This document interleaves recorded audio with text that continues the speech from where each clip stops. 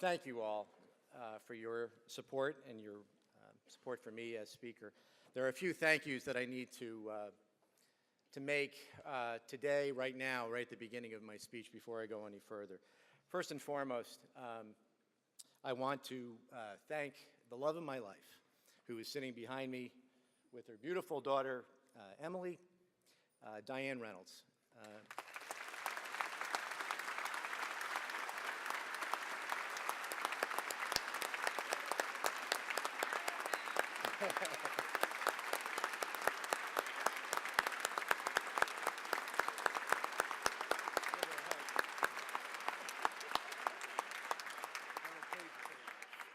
Diane's courage, her support has been an inspiration to me, and I'm looking forward to spending the rest of our lives together.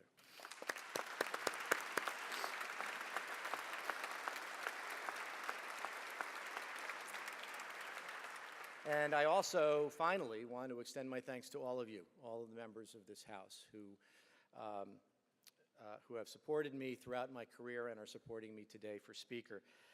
As the Minority Leader mentioned in his speech, for those here in the chamber and for those watching elsewhere, the Speaker is uniquely elected by all the members of the House. And so I'm grateful for the trust that all of you have placed in my ability to lead this entire chamber. I hope to, and I promise to do that in a fair manner. You know, when friends ask me, folks who are not necessarily familiar with politics or how this place operates, and they ask me, what's it like to be in public office? What's it like to hold a leadership position? And I think they expect that I'm going to respond with a statement about, well, it's tough, you know, you've got to compromise your values. You have to really, you know, make a lot of tough choices and leave a lot of some of your values behind in an effort to get to the greater good. That's what they expect. I respond to them by saying, I consider myself to be the luckiest guy on earth. Ever since my first year here in this chamber, I've been surrounded by smart, dedicated people, and people who are doing this for the right reasons, a couple of whom are actually right behind us today and with us today. As a part-time legislature, every one of us brings our own expertise, our own experiences to this job, with the understanding that there are other things in our lives as well as being a legislator.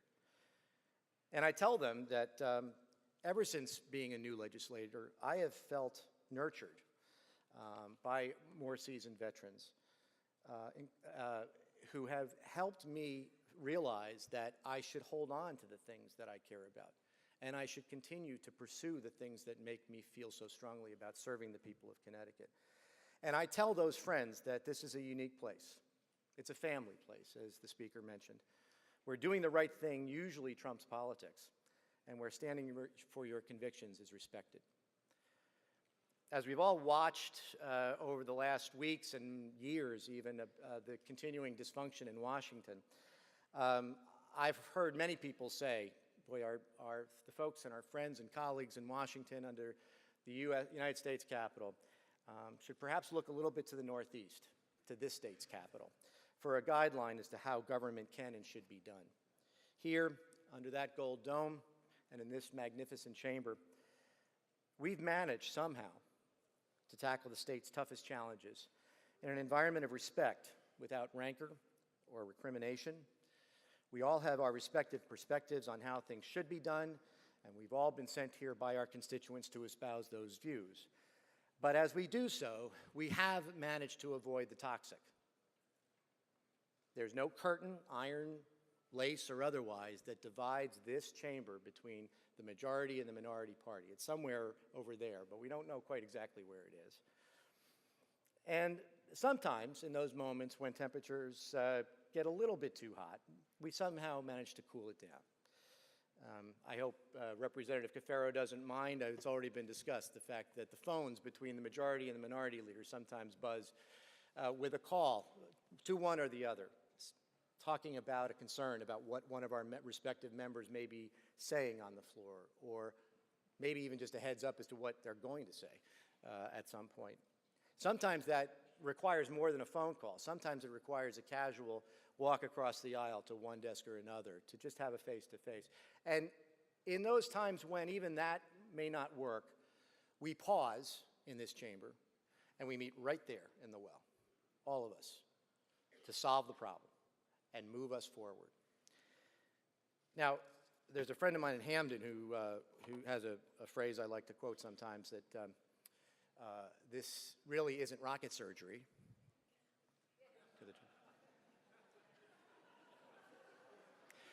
It's what the people expect us to do. It's what the people expect us to do if we are going to do their business. And that expectation for what we are to do has probably never been more important than today as we cope with the responses to the tragedy our state endured last month in Newtown.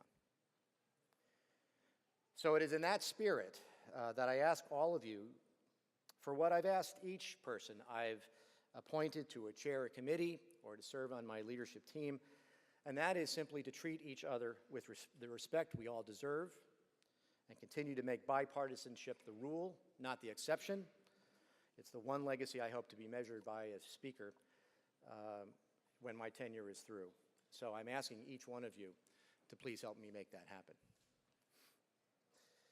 Now, finally, I would be remiss if I didn't express one other sentiment on this terrific day as I accept this gavel. When I did the practice session on this, I actually dropped the gavel into the well, so I promise not to do that.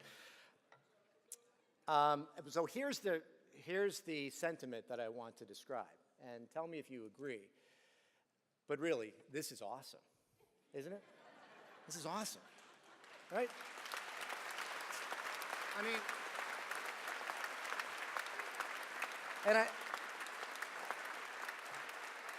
of course, I don't mean, and I hope you don't take that to mean that it's just for me, because obviously this is an awesome thing to do, to become Speaker, but I mean for all of us. This is truly awesome. I mean, look at this beautiful room. Look at these ceilings. Look and think about even things like your desk and all the people who have sat there and all the history that has been made in this chamber over the years.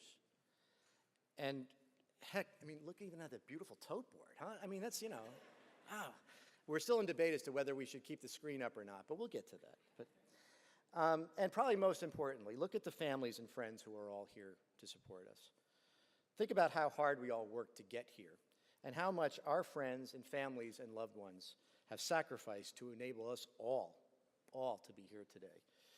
Whether this is your first term or your 15th, if you're not in awe today, maybe you picked the wrong vocation. So soak it all in. And for one last time, give yourselves, and probably most importantly, your loved ones and your friends, a round of applause for making all this possible today.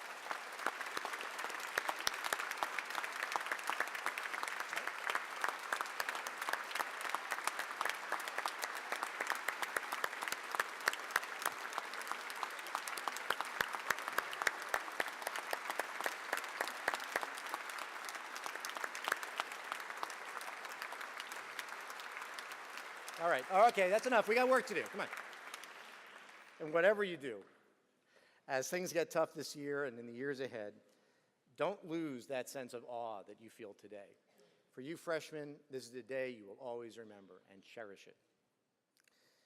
We have an awesome responsibility given to us by our constituents, and it's only with the humility that comes with that sense of awe that we can ever truly do our jobs well.